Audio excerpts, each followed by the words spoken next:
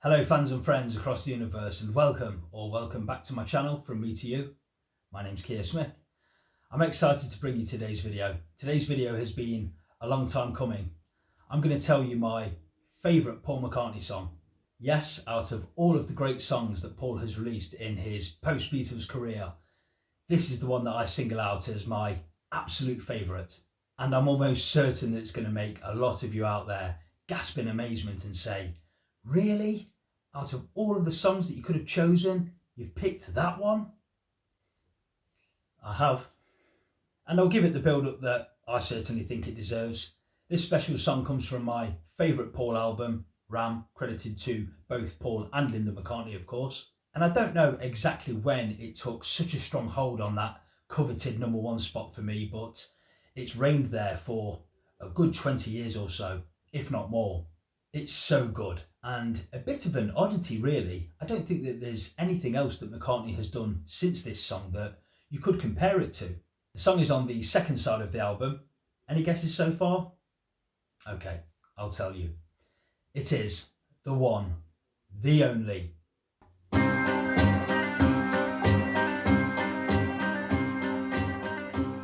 It's Monk Berry Moon Delight. I mean, the title alone is fantastic. The title was derived from an alternative word for milk that the McCartney children used. They called milk monk in that cute way that children do. Paul's creative juices started flowing, and from that he created what could sound like a fantasy milkshake. Monk Berry Moon Delight. Milk, berries, the moon. Delightful. I'll have a glass. Further inspiration for the song came from a Leiber and Stoller composition from 1959 called Love Potion No. 9, which tells a similarly surreal tale. Playing on the track, we've got Paul, of course, on lead vocals, piano, bass, and I think he overdubbed some guitars too. Hugh McCracken is on electric guitar, Denny Sywell is on drums, and Linda McCartney on backing vocals. Also on backing vocals, Linda's daughter, Heather. The music for Monk Berry Moon Delight provides a strong and unwavering backdrop that allows room for the all-important vocal. Hugh McCracken's guitar pattern weaves in and out and creates a strong melody, backed ably by Denny Sywell's staunch drumming. He also plays some tidy fills pre-verse, and this underpinned by Paul's insistent piano playing. Now, of course, I could be accused of bias here because, as I say, this is my favourite song, but I've read both good and bad things about Monk Berry Moon Delight over the years, especially when reading what people say about the lyrics. But for those out there that would suggest that these lyrics are nonsensical rubbish, well, that would only be to ignore Paul's songwriting craft, his creative imagery and clever wordplay. There's something very particular here about the words that Paul chooses that has always fascinated me. It's confused, surreal, nightmarish even. It doesn't paint a very pretty picture, which is most unlike McCartney really, who is normally upbeat and optimistic, and I really dig that about this song. I always say to people, this is Paul McCartney like you've never heard him before. And please indulge me a little here, because as I go through the lyrics I'll tell you what I take from them, because as I say, this is good stuff. And so the first verse goes, well, I sat in the attic, a piano up my nose, and the wind played a dreadful cantata. Sore was I from the crack of an enemy's hose and the horrible sound of tomato. So Paul sat in the attic, or rather hid away, up on his farm in Scotland, and the wind played a dreadful cantata. Cantata is from the Italian word cantare, which means to sing. And so maybe this is Paul lacking a little bit of confidence here, trying to play at his piano but not coming up with anything good. Another, albeit very loose, theory that I have on that line, the wind played a dreadful cantata. Now, Yoko Ono is credited with playing Wind on the Plastic Ono Band album. I'm not even sure what I'm trying to say there, but I'm maybe just putting two and two together and causing a bit of mischief with it. Sore was I from the crack of an enemy's hose. Now that could be the music press, Paul being sore from their reaction to the McCartney album and him getting a lot of bad press in the wake of the breakup of the Beatles. Or maybe the enemy's hose is John, who was less than complimentary about Paul around this time. Paul maybe saw him as the enemy here. And the horrible sound of tomato. Now, That may sound like nonsense and throwaway lyric, but the practice of throwing tomatoes at a bad performer was a tradition that started in the early 1900s. People would throw tomatoes at anyone who they thought was not performing up to standards, whether it was an actor on stage or a politician giving a speech. And so I think that Paul's using clever wordplay here as if to say he's the one that's getting tomatoes thrown at him for apparently not performing up to scratch. And then he sings, "Catch up, don't get left behind." Maybe Paul saw himself being left behind. John and George even, whose albums Plasticono Band and All Things Must Pass were received far better than Paul's McCartney album. And in particular, I love this second verse. It's pretty dark when Paul sings, "When a rattle of rats had awoken the sinew, the nerves and the veins, my piano was boldly outspoken in attempts to repeat his refrain." And I think that this is more clever wordplay from Paul. Rats will take everything. They'll go down to the bone through fibrous tissues, the sinew, the nerves and the veins. They'll take the lot. And I think that Paul sees the rats here as the music press, the rats that had turned their backs on him. Those who once championed him were now after him. And there's a bit of defiance here from Paul too when he sings, "My piano was boldly outspoken in attempts to repeat his refrain." He's not backing down. And Paul's vocal on those opening two verses is both strong and defiant. It's gravelly and full of pent up frustration. And then he takes it up a notch when he sings, "So I stood with a knot in my stomach and I gazed at that terrible sight of two youngsters concealed in a barrel, sucking Monkberry Moon Delight."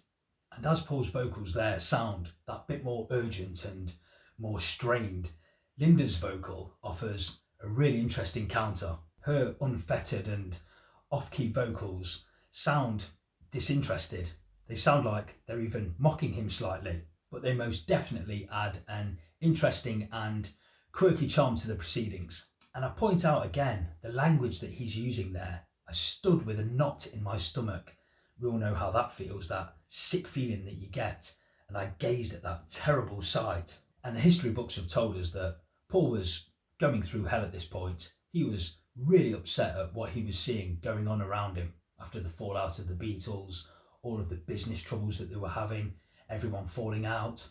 And do listen for that foreboding falsetto wail that Paul lets out before the final verse. That's so good.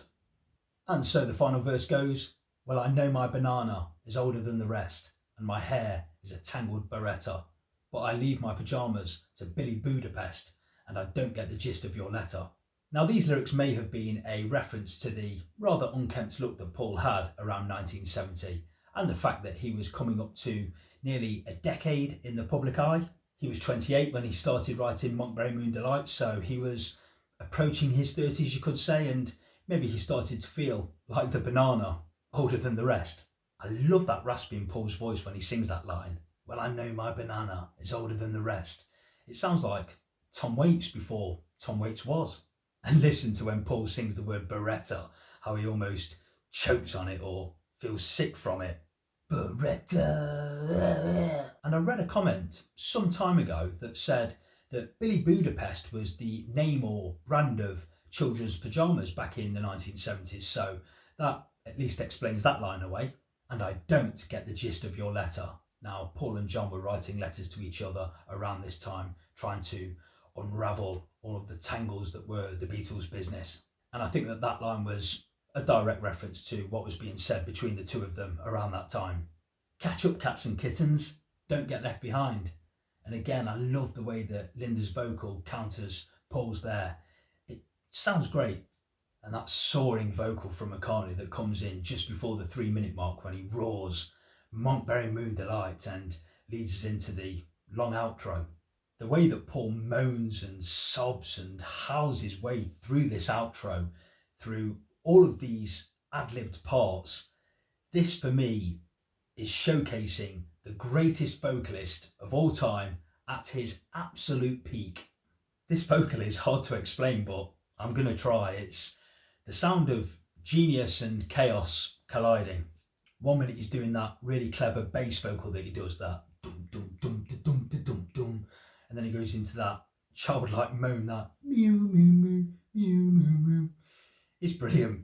And then he does this wild and unhinged wailing. It's extraordinary in its imagination and creativity. His range of vocals here is truly something. 1 minute a sweet falsetto, the next this primal but manic roar. What is it?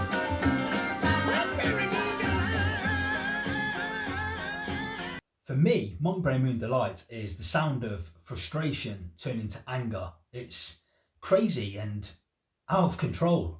I've read from some people that this is the sound of Paul having a bit of a nervous breakdown, but whatever it is, he's certainly getting a few things off his chest and letting it all hang out. I think that this is the most amazing song. I love the music. I think the lyrics are so clever, absolutely fascinating.